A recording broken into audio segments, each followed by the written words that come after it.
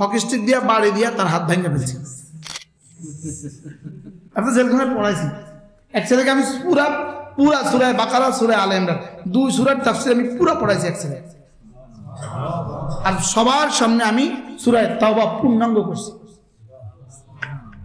কি আর কয়েকজন আমি পড়াইছি, এসব বেশি কি পড়াইছি?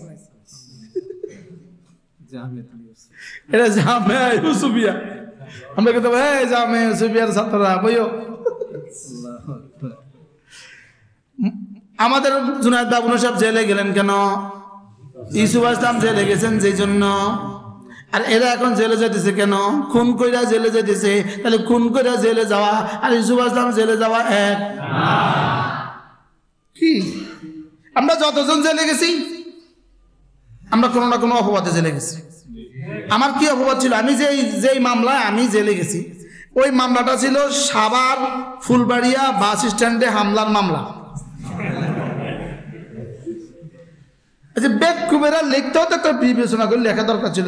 বেকুব ফুলবাড়িয়া জীবনে শুনলেও না গেলও না, মহাখালী এক জায়গায় দিতি।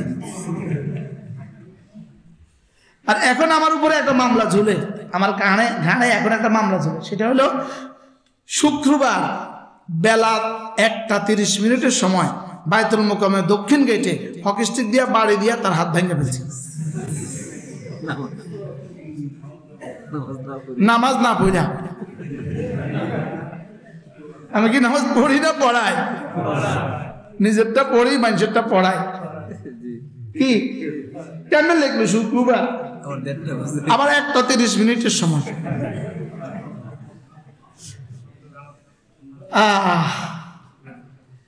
তাইলে বোঝা গেছে জেল জেল 2 জেল জেল জেল 2 জেল। এখন এরা বলবো ও ইউসুফ আসলাম জেলে গেছে। আচ্ছা, ইউসুফের জেলে যাওয়া আর সাদিয়ানের জেলে যাওয়া এক ন কি না? এক না। প্রশ্ন, আপনি জেলে গেছেন কিনলে? ইউসুফ আসলাম জেলে গেছে সেই জন্য, আমি জেলে গেছি সেই জন্য। আল্লামা জুনায়েদ বাবু নবী জেলে গেছে বলেন, ইউসুফ আসলাম জেলে গেছে যেই জন্য। বলেন সত্য অপবাদে না মিথ্যা অপবাদে? এত বুঝে আসছে। আমরা জেলখানাতে কি করতাম জানেন? জামিয়া ইউসুফিয়া।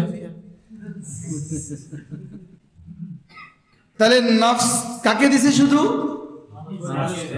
নফসের কয় যোগ্যতা? কি কি? গুনাহের যোগ্যতা, গুনাহ থেকে বেঁচে থাকার যোগ্যতা। বলেন গুনাহের যোগ্যতা, গুনাহ থেকে বেঁচে থাকার যোগ্যতা।